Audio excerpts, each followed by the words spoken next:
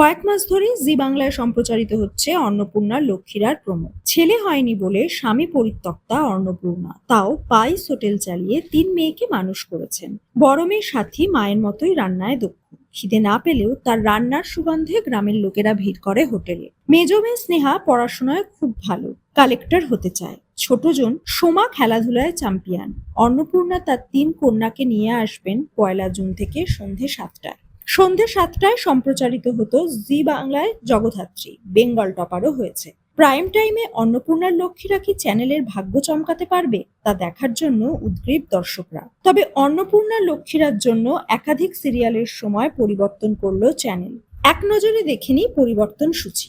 বিকেল 4:30 দিদি নাম্বার 1, বিকেল 5:30 কুসুম, সন্ধে 6টায় 7 পাকে বাঁধা, 6:30 কমলা নিবাস, 7টায় অন্নপূর্ণার লক্ষ্মীরা, সন্ধে 7:30 তারে ধরি ধরি মনে করি, রাত 8টায় পরিণীতা। সম্প্রচারিত হবে 45 মিনিট, অর্থাৎ কোনো অদল বদল হয়নি। রাত 8:45 জোয়ার ভাটা, এটিও সম্প্রচারিত হবে 45 মিনিট। রাত 9:30 কোণে দেখা আলো, 1 ঘন্টা দেখানো হবে। রাত 10:30 আনন্দী,